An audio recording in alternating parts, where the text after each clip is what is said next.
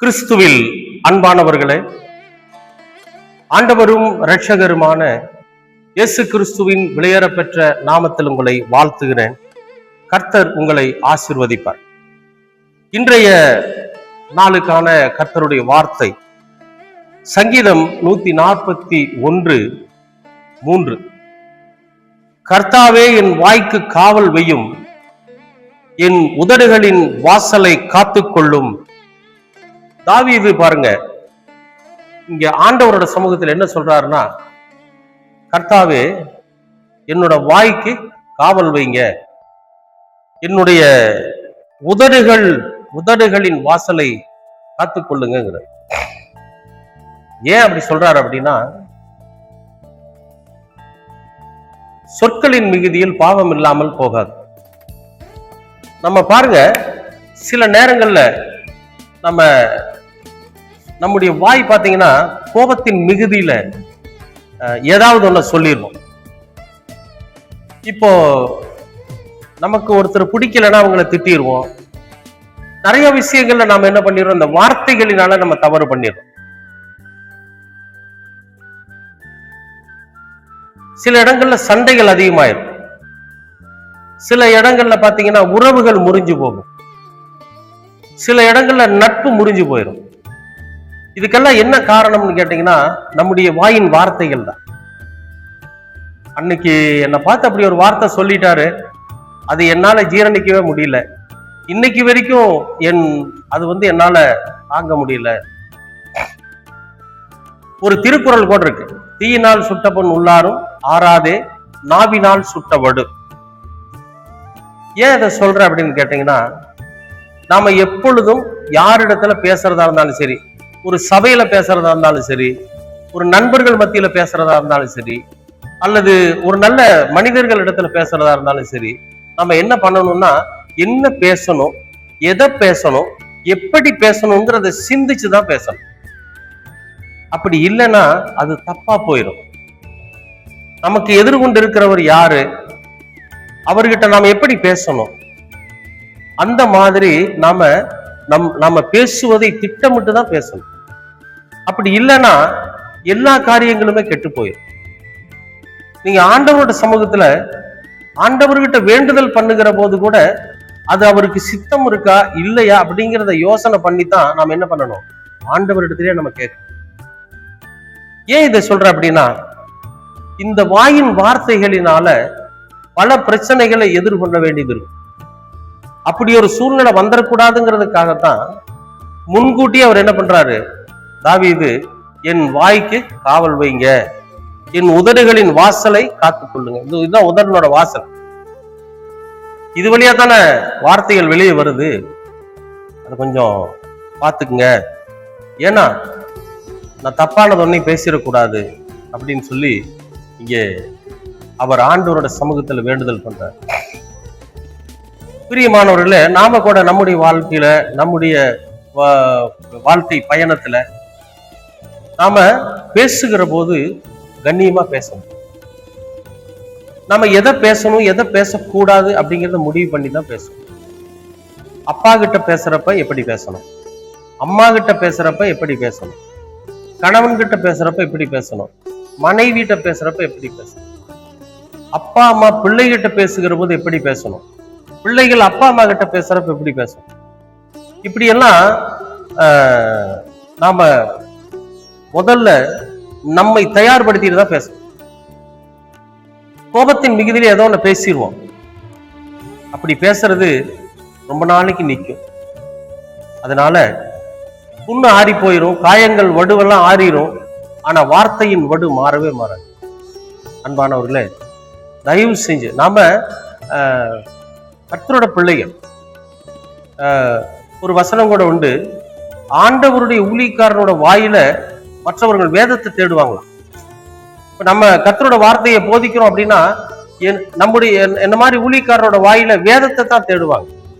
கெட்ட வார்த்தை பயங்கரமா பேசிட்டு இருந்தா அது நல்லா இருக்குமா, அல்லது சபிக்கக்கூடிய வார்த்தைகளை பேசிட்டு இருந்தா நல்லா இருக்குமா, அல்லது சாபத்தின் காரியங்களை நாம சொல்லிட்டு இருந்தா அது நல்லா இருக்குமா, அல்லது வாழ்க்கையே பொய்யான வார்த்தைகளை பேசிட்டு இருந்தா நல்லா இருக்குமா? நினைச்சு பாருங்க. இல்ல வஞ்சகமான வார்த்தைகளைத்தான் நாம பேசிட்டு இருந்தா நல்லா இருக்குமா? இருக்காது. வேதத்தை தான் தேடுவார்கள். வேதம் எதை சொல்லுகிறது? அன்பான வார்த்தைகளை பேசுங்க, அரவணைப்பான வார்த்தைகளை பேசுங்க, ஆறுதலான வார்த்தைகளை பேசுங்கன்னு சொல்லி வேதம் நமக்கு புகட்டி இருக்கிறது. அப்ப ஊழியக்காரனா இருக்கக்கூடிய நாம் என்ன பண்ணணும்? நம்முடைய வாய்க்கு காவல் பண்ணணும்.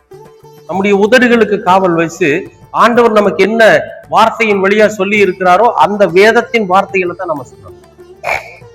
அப்படிப்பட்ட ஒரு காரியத்தை தான் நம்ம செய்யணும். அதே போல அப்பா கிட்ட இருந்து அம்மா கிட்ட இருந்து ஒரு ஆறுதலான வார்த்தையை தான் எதிர்பார்ப்பாங்க. ஒரு பையன் தன்னோட வாழ்க்கையில அவன் ஏதாவது ஒரு விதத்துல தோத்து போயிடறான்னு வைங்க, ஒரு எக்ஸாம்லயே அவன் ஃபெயில் ஆயிடுறான், அல்லது ஒரு விளையாட்டு போட்டியில அவன் தோத்து போயிடுறான். அவன் அப்பா சொல்றாரு, நீ நாசமா போயிடுவட, நீ உருப்படியே ஆக மாட்ட, நீ ஒண்ணுக்குமே லாய்க்கு இல்லாதவன், எப்ப பார்த்தாலும் உனக்கு இதேதான் வேலை, நீ எல்லாம் எங்கடா உருப்படி ஆக போற, நீ எல்லாம் பொழப்பு காணவனா நீ அப்படின்னு சொல்லி மகனை திட்டுறப்போ அந்த மகன் மனசு உடைஞ்சு போயிடுவான். அப்ப இந்த வார்த்தைகள் தான் அவனை என்னது காயப்படுத்தும். அப்பா சொல்றாரு, டே நீ எதுக்குடா கவலைப்படுற, நான் இருக்கிறேன். முதல் ஃபர்ஸ்ட் அட்டம்ப்ட்லயே போறவங்க எல்லாம் ஜெயிச்சிட்டாங்களா? படிடா, உனக்கு ஒன்னும் வயசாயிரல, நீ படி, உன்னால படிக்க முடியும், படி, உன்னால விளையாட முடியும், விளையாடு, உன்னால ஜெயிக்க முடியும். நீ எப்ப 10வது இடத்துல வந்துட்டியா? 10 இடம் தான்டா உனக்கு முன்னால இருக்கு, இன்னும் கொஞ்சம் முயற்சி பண்ணு, அந்த 1வது இடத்துக்கு உன்னால வர முடியும் அப்படிங்கிற அந்த ஊக்குவிப்பான ஒரு ஒரு நல்ல பலமூட்டக்கூடிய வார்த்தைகள் இந்த வாயிலிருந்து புறப்பட்டு வந்துச்சுன்னு வைங்களேன், அந்த மகன் எப்படி சாதிப்பான்னு நினைச்சு பாருங்க. அவனால சாதிக்க முடியுமா? முடியாது. தாய் தன்னோட மகளுக்கு அறிவுரை சொல்றாங்க. என்ன சொல்றாங்க? கணவன் கிட்ட சண்டை போடுறான்னு வைங்க, உடனே அம்மா போய், ஏய் நீ வா, அவங்களோட பிழைக்காத, நீ வந்துரு, அவன் உனக்கு சரியானவன் கிடையாது அப்படின்னு அந்த குடும்பத்தை பிரிச்சு கூட்டிட்டு வந்துருவாங்க. கடைசி வரைக்கும் அவங்க வாழ மாட்டாங்க.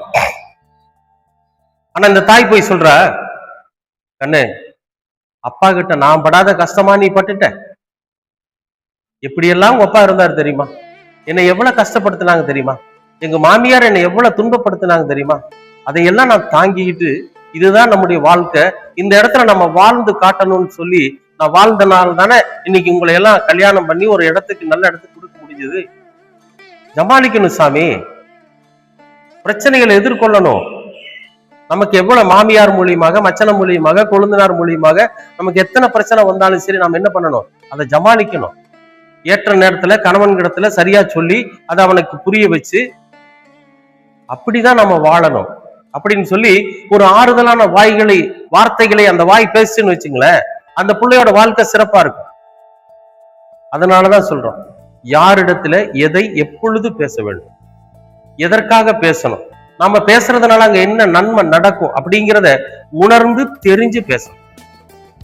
போற இடத்துல ஏதாவது கண்ணா புண்ணான்னு எடுத்தோம் கவுத்தம் பேசி எல்லா பிரச்சனையும் கெடுத்துட்டு வந்துடக்கூடாது. அதத்தான் இங்க சொல்றார், கர்த்தாவே என் வாய்க்கு காவல் வைங்க, என் உதடுகளின் வாசலை காத்து.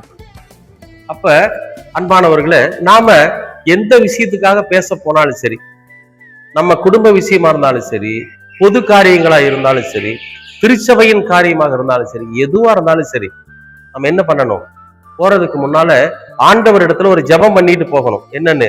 ஆண்டவரே என் வாய்க்கு காவல் வைங்க, என் உதடுகளின் வாசலை காத்து கொள்ளுங்க, தப்பான தவறான உமக்கு விருப்பம் இல்லாத ஒரு வார்த்தையை கூட என் உதடு உச்சரிச்சிடக்கூடாது. சமாதானத்தின் காரியத்தை நான் பேச போறேன், அதற்கான ஞானத்தை எனக்கு கொடுங்கன்னு சொல்லி கர்த்தர் இடத்துல நான் ஜெபம் பண்ணிட்டு போறப்போ கர்த்தரே நமக்கு ஞானமா இருந்து பேசுவார். பரவாயில்ல, அவரோட வார்த்தைகள் ரொம்ப கண்ணியமா இருந்துச்சுன்னு சொல்லுவாங்க. அன்பானவர்களே, பழகி கொள்ளுங்க. வேதம் நமக்கு நிறைய விஷயங்களை டீச் பண்ணிக்கிட்டே இருக்கு, போதனை பண்ணிக்கிட்டே இருக்கும். இந்த இம்மானுவேலர் நமக்கு அடிக்கடி அறிவுரை சொல்லிட்டே இருப்பார். அந்த அறிவுரைகளை கேட்டு ஏற்றுக்கொண்டு அதன்படி வாழ்கிறவர்களா நாம இருக்கிறப்போ, அதன்படி செயல்படுத்துகிறவர்களா நாம இருக்கிறப்போ, நிச்சயமாகவே நம்முடைய வாழ்க்கையில மிகப்பெரிய வெற்றி நமக்காக காத்திருக்கு. மிகப்பெரிய வெற்றி நமக்கு காத்திருக்கு. தவற விட்டுறாதீங்க. ஆண்டவரிடத்துல கேளுங்க, அவர்கிட்ட சொல்லிட்டு போங்க. எல்லாவற்றிலும் நீங்கள் ஜெயம் பெறுவீர். கர்த்தர் உங்களை ஆசீர்வதிப்பார். அன்பின் பரலோக பிதாவே, உமக்கு ஸ்தோத்திரம். இந்த நாளை நீர் ஆசீர்வதித்து கொடுத்ததற்காகவும் நன்றி. ஆண்டவரே, நீர் எங்கள் வாய்க்கு காவல் வைத்து எங்கள் உதடுகளின் வாசலை காத்துக்கொண்டு நாங்கள் யாரிடத்துல எதை குறித்து எப்பொழுது பேசினாலும் ஞானமாய், அறிவாய், மரியாதையாய் பேசி மற்றவர்களுடைய இருதயத்தை புண்படுத்தாமல், மற்றவர்களுடைய வாழ்க்கையை கெடுத்து விடாமல், உண்மையாய், உத்தமமாய் மற்றவர்கள் மீது அன்புள்ள வார்த்தைகளை பேசி நாங்கள் எப்பொழுதும் உம்முடைய பிள்ளைகள் என்பதை நாங்கள் நிலைநிறுத்திக் கொள்ள நீர் எங்களுக்கு கிருபை பாராட்டும். உம்முடைய திருக்குமரன் இயேசு கிறிஸ்து இந்த பூமியில வாழ்ந்த போது எப்படிப்பட்ட கண்ணியமான வார்த்தைகளை பேசி அவர் உலகத்தையே ரட்சிப்புக்குள் கொண்டு வந்தார் என்பதை நாங்கள் உணர்ந்து கொண்டு அதன்படி வாழ பேச நீர் எங்களுக்கு கிருபை பாராட்டும். எல்லாவற்றையும் உமது திருக்குமரனும் எங்களது இரட்சகருமாகிய இயேசு கிறிஸ்துவின் வழியாய் கேட்கிறோம் நல்ல பிதா. ஆமேன், ஆமேன், ஆமேன்.